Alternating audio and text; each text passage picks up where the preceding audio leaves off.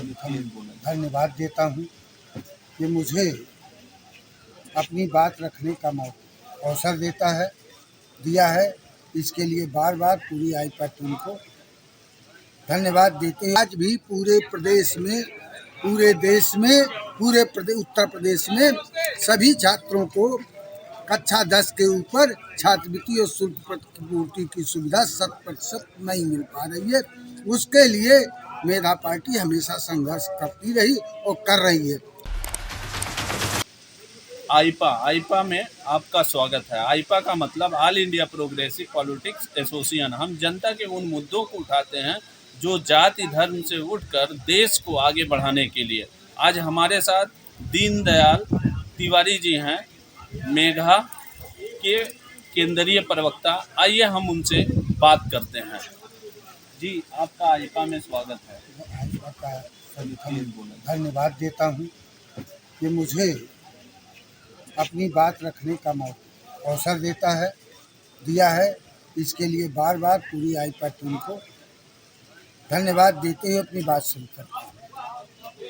जी, इस समय विधानसभा चुनाव चल रहा है, सरकार की योजनाएं क्या जनता के बीच में पहुंची?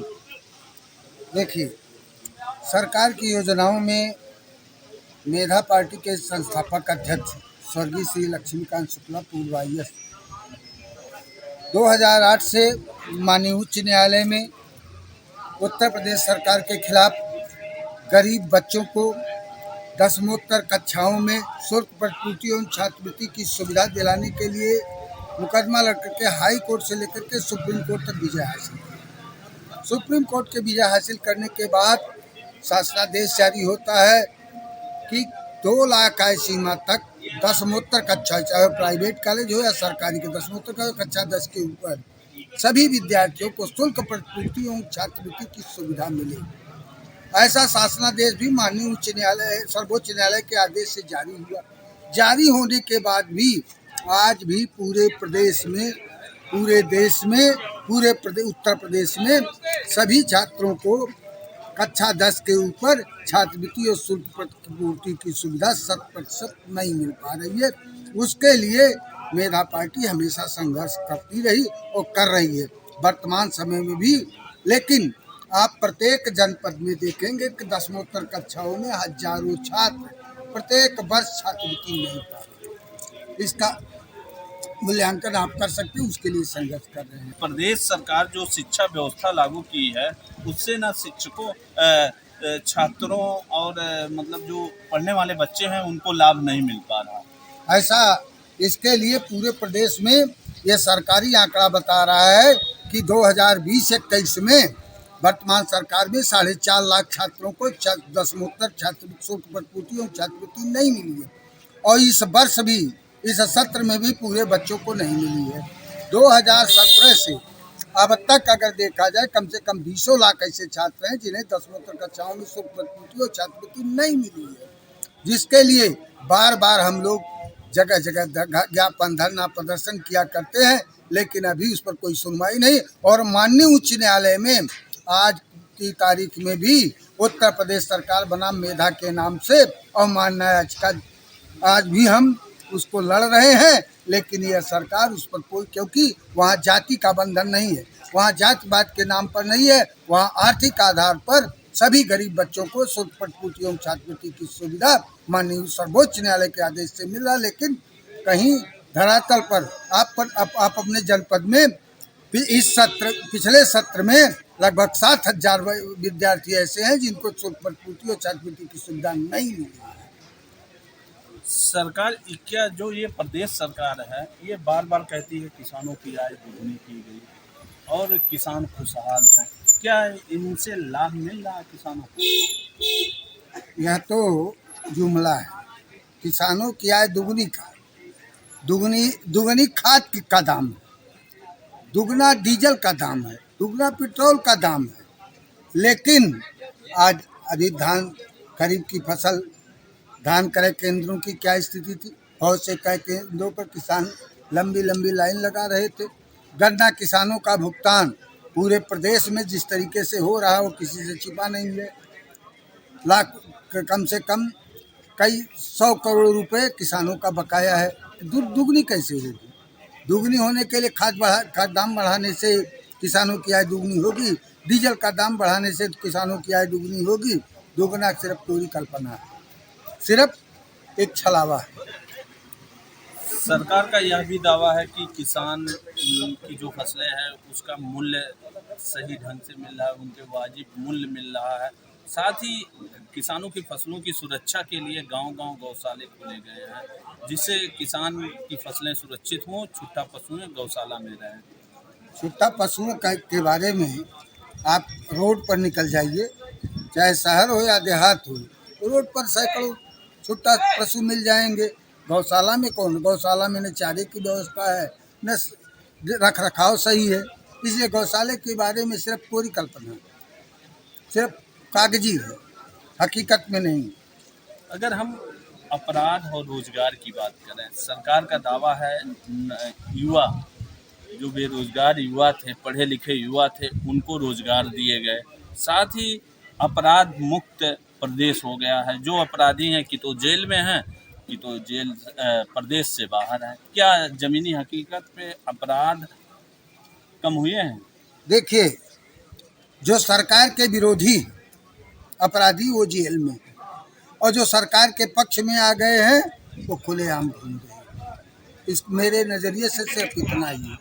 और इसके बाद जब से पूरे देश में SC/ST एक्ट कानून लागू होने के बाद आप प्रत्येक जनपद में फर्जी SC/ST एक्ट के इतने मुकदमे दर्ज हैं कि जिसकी अगर जांच की जाए तो सभी दोष मुक्त हैं, लेकिन उसकी जांच होने के पहले उसे जेल भेजने की तैयारी है।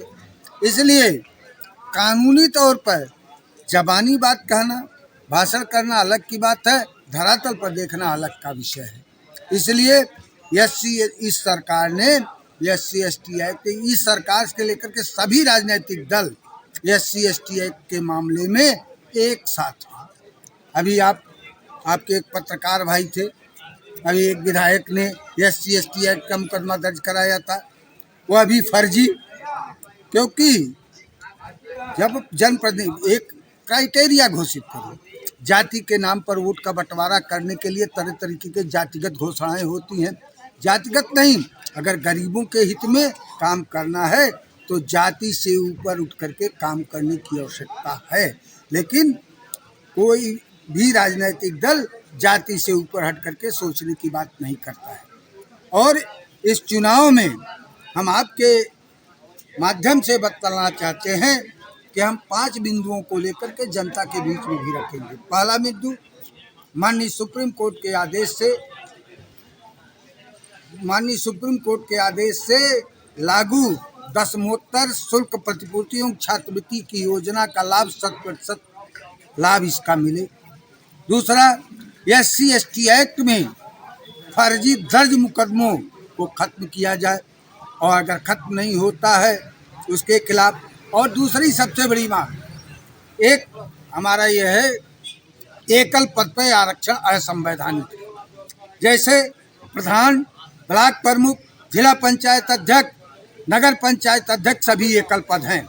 अगर सारे राजनीतिक दल ये मानते हैं कि एकल पद पर यह आरक्षण जायज है तो प्रधानमंत्री, मुख्यमंत्री, राज्यपाल और राष्ट्रपति का पद भी एकल पद चक्रांकर में आरक्षित कर दे, या प्रधान, ब्लॉक प्रमुख, जिला पंचायत अध्यक्ष और नगर पंचायत का अध्यक्ष यह भी आरक्षण मुक्त कर। इसके बाद हमारी दूसरी अगली मांग है कि आरक्षण का लाभ जिसको एक बार मिल जाए उसे दोबारा नहीं मिलना चाहिए, यह भी प्रतिबंध किया जाए। लेकिन आज स्थिति यह है, इसलिए हम सारे राजनीतिक दलों के, क्योंकि सारे राजनीतिक दल जाति के नाम पर राजनीति करते हैं, और जाति के नाम पर राजनीति करने वालों के विरोध में पूरे प्रदेश में मेधा पार्टी नोटा बटन दबाने की अपील करते हुए सारे राजनीतिक दलों को सबक सिखाने के लिए मैदान में प्रचार प्रसार के लिए मैं जिलाधिकारी महोदय को इसके लिए परमिशन लूँगा कि हमारी गाड़ी चले और उस पर हम लाउड स्पीकर लगा करके पूरे प्रदेश में प्रचारित करें कि जातिगत भारत के संविधान को जाति मुक्त किया जाए, और जब तक जाति मुक्त संविधान नहीं हो जाता है तब तक हमारा वोट नोटा पर पड़ेगा। इसी अपील के साथ आप लोगों का बहुत बहुत धन्यवाद। इस समय विकास की राजनीति होती है कि नहीं, विकास के मुद्दों को लेकर? विकास के मुद्दे पर कहीं कोई बात नहीं होती है। विकास के मुद्दे पर कहीं कोई बात नहीं होती है। सिर्फ होती है, अब चुनाव हो रहा है, जातिगत समीकरण तय किए जा रहे हैं, किस जाति के कैंडिडेट को कहाँ लड़ाया जाए, किस जाति को कैसे संतुष्ट किया जाए। और सारे राजनीतिक दलों में विकास के लिए कोई संगठन नहीं है। संगठन है कि अगर आप वर्ग, पिछड़ा वर्ग, दलित समुदाय, अल्पसंख्यक समुदाय, इस तरीके के अगर विकास की बात करने की बात होती है तो दलित समुदाय, पिछड़ा, अगड़ा, यह संगठन बनाने की ज़रूरत क्या है? क्योंकि सबके विकास की बात सिर्फ पूरी कल्पना है। ये हमारे साथ दीनदयाल तिवारी जी थे। उन्होंने बताया कि इस समय 2022 जो चुनाव चल रहा है वो जातीय गणित पर कैंडिडेट उतारे जा रहे हैं। विकास के नाम पर कोई पार्टी कुछ भी नहीं कर रही है, ना विकास के नाम पे मुद्दे उठाए जा रहे हैं। आगे आप लोग आईपा को देखते रहिए। नमस्कार।